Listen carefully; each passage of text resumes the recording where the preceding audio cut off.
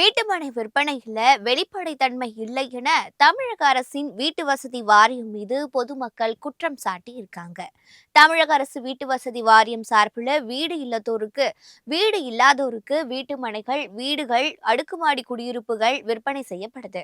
அந்த வகையில மதுரையை பொறுத்தவரை தோப்பூர், உச்சப்பட்டி, எல்லிஸ் நகர், தத்தநேரி பகுதிகளில் வீட்டுமனை விற்பனைக்கான பணிகள் நடைபெற்று வருது.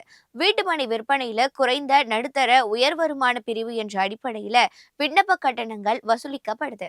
ஆன்லைன் மூலம் சான்றிதழ்களை பதிவேற்றம் செய்யறாங்க. தகுதியான விண்ணப்பங்களை பொது இடத்தில் வைத்து ஆன்லைன் குழுக்கள் முறையில் தேர்ந்தெடுக்கிறாங்க.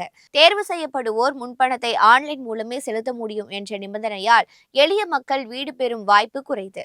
மேலும் வீட்டுமனை விற்பனையில வெளிப்படைத்தன்மை இல்லை என தமிழக அரசின் வீட்டு வசதி வாரியம் மீது பொதுமக்கள் குற்றம் சாட்டி இருக்காங்க.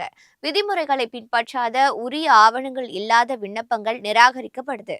குறைபாடுகள் இருந்தால் விண்ணப்பதாரர்களுக்கு தெரிவித்து மீண்டும் அதனை பதிவேற்றம் செய்யலாம் என்பதே நடைமுறை. ஆனால் வீட்டு வசதி வாரியம் இதை கடைபிடிக்காததால் வெளிப்படைத்தன்மையும் கேள்விக்குறியாகிறதுன்னு பொதுமக்கள் குற்றம் சாட்டி இருக்காங்க.